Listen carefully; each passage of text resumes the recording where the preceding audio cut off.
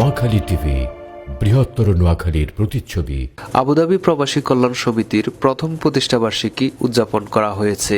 সমিতির প্রথম প্রতিষ্ঠাবার্ষিকী উপলক্ষে আলোচনা সভা, গুণীজন সংবর্ধনা ও সম্প্রতি সমিতির উদ্যোগে আয়োজিত ব্যাডমিন্টন খেলায় বিজয়ী এবং বিজেতাদের মাঝে ট্রফি তুলে দেওয়া হয়। মুসাফা মুক্তামণি রেস্টুরেন্টের হল রুমে সমিতির সভাপতি আবুল কালাম আজাদের সভাপতিত্বে এবং নূর আলম রুবেলের সঞ্চালনায় বক্তব্য রাখেন প্রবাসী ব্যবসায়ী আল মুনহাল গ্রুপ অব কোম্পানির চেয়ারম্যান, বাংলাদেশ প্রেস ক্লাব সংযুক্ত আরব আমিরাত কমিটির সহসাধারণ সম্পাদক, বাংলাধারা ও নোয়াখালী টিভির আমিরাত প্রতিনিধি আব্দুল আলিম সাইফুল। বক্তব্য রাখেন সমিতির সাধারণ সম্পাদক আশরাফ, নজরুল ইসলাম বাদশাহ, শামীম, হাসান, সাইফুল, ওমর কাইয়ুম, আব্দুল মতিন ও আব্দুল কাইয়ুম সহ আরো অনেকেই। অনুষ্ঠানে বক্তারা প্রবাসের বুকে ভ্রাতৃত্বের বন্ধন রচনা করে আত্মমানবতার সেবায় কাজ করার অঙ্গীকার করেন।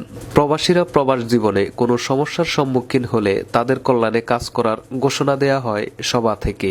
আগামীতে সবার সহযোগিতা নিয়ে প্রবাসী কল্যাণ সমিতির কার্যক্রম আরও সম্প্রসারণ করা হবে বলে জানান তারা।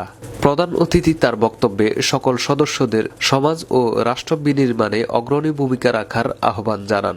বাংলাদেশ প্রেস ক্লাব আরব আমিরাত, বাংলাধারা পরিবার ও নোয়াখালী টিভি এই সমিতির পাশে সবসময় থাকবে বলে আশ্বস্ত করেন তিনি।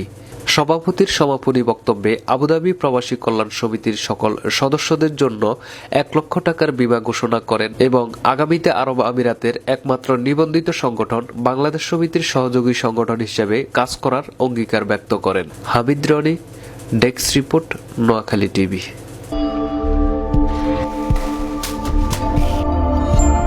নোয়াখালী টিভি, বৃহত্তর নোয়াখালীর প্রতিচ্ছবি।